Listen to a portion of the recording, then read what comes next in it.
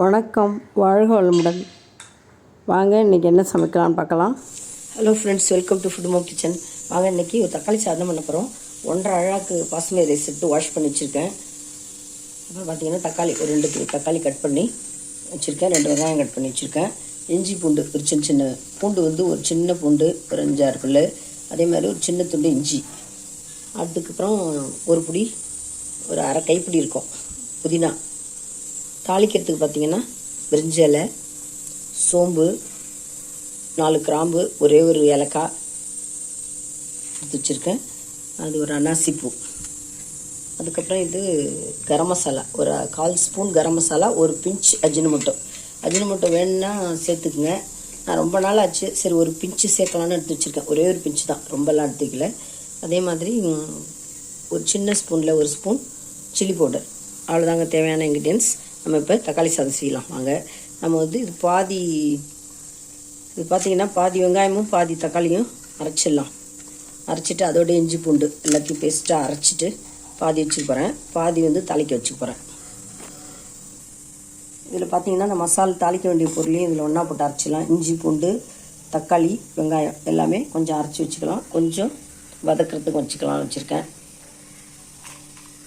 இதை அரைச்சிட்டு பார்க்கலாங்களா. இதிலே மிளகாத்தூள் கூட போட்டுக்கலாம். இதுலேயே எல்லாமே ஒன்றா போட்டுட்டு ஒன் பாட் ரெசிபி மாதிரி செஞ்சிடலாம், ரொம்ப ஈஸியாக இருக்கும். இதே போட்டுடலாம். இதிலே கரம் மசாலா, அஜினமோட்டோ எல்லாமே ஒரு பிஞ்சு தான், ரொம்ப நிறையா போடலை. மசாலா ரொம்ப சேர்க்கலை, எல்லாம் ஒரு பிஞ்சு. 1.5 அழகு தான் நம்ம செய்ய போகிறோம், அதனால் ஒரு பிஞ்சு போட்டு வச்சுருக்கேன். அரைச்சிட்டு பார்க்கலாம். மசாலா அரைச்சாச்சு பாருங்கள். மிக்சியில் இஞ்சி பூண்டு வெங்காயம் தக்காளி பட்டை கிராம்பு எல்லாம் சேர்த்து இலை பிரிஞ்சி இலை எல்லாமே சேர்த்து அரைச்சாச்சு. இது ஒரு குழிக்கரண்டி எண்ணெய் விட்டுருக்கேன், அதில் போட்டு வதக்கிக்கலாம் நல்லா.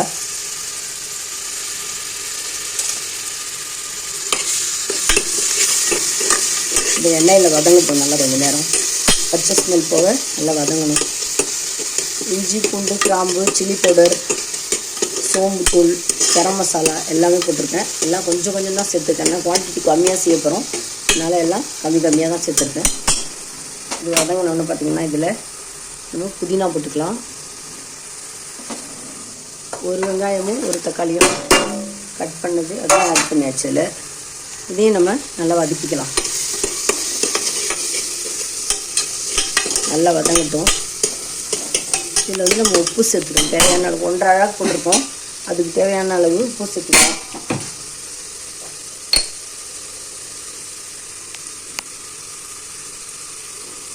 கல் உப்பு சேர்த்துக்க பார்த்துட்டு நம்ம அப்புறம் சேர்த்துக்கலாம். நல்லா வதங்கட்டும். நம்ம ஒன் பாட் ரெசிபி மாதிரி சேர்க்குறோம், எல்லாமே அப்படியே வதங்கட்டும் நல்லா. இதில் காரம் எல்லாமே சேர்த்தாச்சு. நம்ம வெங்காயம் தக்காளி ஒன்று வச்சுட்டு பாதி வச்சு அரைச்சாச்சு. பட்டை கிராம்பு எல்லாமே நம்ம அரைச்சிட்டோம். இல்லை கரம் மசாலா ஒரு 1/4 ஸ்பூன், சோம்பு ஒரு அரை ஸ்பூன், மிளகாத்தூள் ஒரு குட்டி ஸ்பூனால் 1 ஸ்பூன் அளவு எல்லாம் போட்டிருக்கோம். பச்சை ஸ்மெல் போக நல்லா வதக்கிக்கலாம். உப்பும் போட்டிருக்கோம், நல்லா வதங்கிட்டோம்.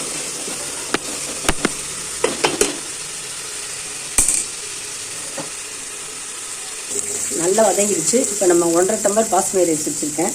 நான் அதுக்கு 3 டம்ளர் தண்ணி ஊற்றிக்கிறேன், ஏன்னா ரொம்ப நேரம் ஊறலை, அதனால் 3 டம்ளர் ஊற்றிக்கலாம். 1 டம்ளர்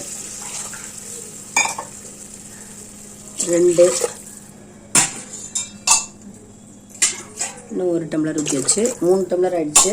இது நல்லா கொதி வந்தோடனே நம்ம ரைஸ் போட்டுக்கலாம். இல்லை நல்லா கொதி வரட்டுங்க, வந்தோடனே ரைஸ் போட்டுக்கலாம். உப்பு பார்த்துட்டு உப்பு காரம் பார்த்துட்டு வேணால் ஆட் பண்ணிக்கலாம்.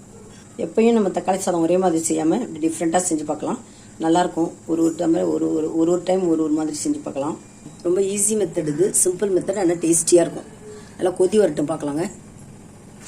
நல்லா கொதிக்க ஆரம்பிச்சிச்சுங்க, கொதிச்சுட்ருக்கா தலைன்னு. இப்போ இந்த டயத்தில் இந்த ரைஸ் போட்டுலாம். பாஸ்மதி ரைஸ் சீக்கிரம் வந்துடும், அதனால் ஒரு சவுண்ட்லேயும் வந்துடும். ஒரு பாதி குக் ஆனோன்னா நம்ம வெயிட் போட்டு மூடிடலாம்.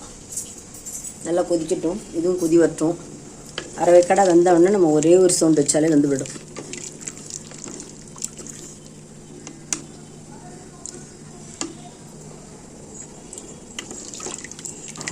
இதில் நான் 1 ஸ்பூன் நெய்யும் விட்டுருக்கேன். நல்லா டேஸ்டியாக இருக்கும். நல்லா கொதிக்குது பாருங்கள், அரிசியோடு சேர்ந்து கொதிக்குது. கொதிச்சுட்டே இருக்கட்டும். நல்லா கொதிக்குது பாருங்கள், சாதம் நல்லா கொதிச்சிடுச்சு. இந்த ஸ்டேஜில் நம்ம மூடி போட்டு வெயிட் போட்டுலாம்.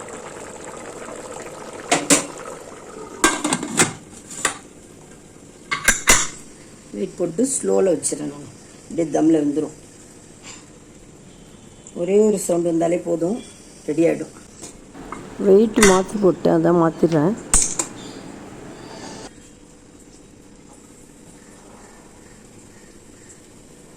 ஒரே ஒரு சவுண்ட்லேயே நல்லா வெந்துடும். சைட் டிஷ்ஷாக பார்த்தீங்கன்னா எக்கு பாயில் பண்ணி வச்சாச்சு. நம்ம தக்காளி சாதம் எம்மியாக சூப்பராக ரெடி ஆகிடுச்சு. தம்மில் இருக்குது. எடுத்து ட்ரான்ஸ்ஃபர் பண்ணிட்டு பார்க்கலாம். தக்காளி சாதம் எம்மியாக சூப்பராக ரெடி ஆகிடுச்சுங்க. சைட் டிஷ்ஷாக பார்த்தீங்கன்னா எக்கு, ஆனியன் ரைத்தா. சூப்பராக சிம்பிளாகவும் இருக்கும், எம்மியாகவும் இருக்கும். செஞ்சு பாருங்கள் இந்த மெத்தடில், ரொம்ப நல்லாயிருக்கும். இந்த வீடியோ உங்களுக்கு பிடிச்சிருந்துன்னா லைக் பண்ணுங்கள், கமெண்ட் பண்ணுங்கள், ஷேர் பண்ணுங்கள், மறக்காமல் சப்ஸ்கிரைப் பண்ணுங்கள். தேங்க்ஸ் ஃபார் வாட்சிங். நம்ம நெக்ஸ்ட் வீடியோவில் பார்க்கலாங்க. பாய்.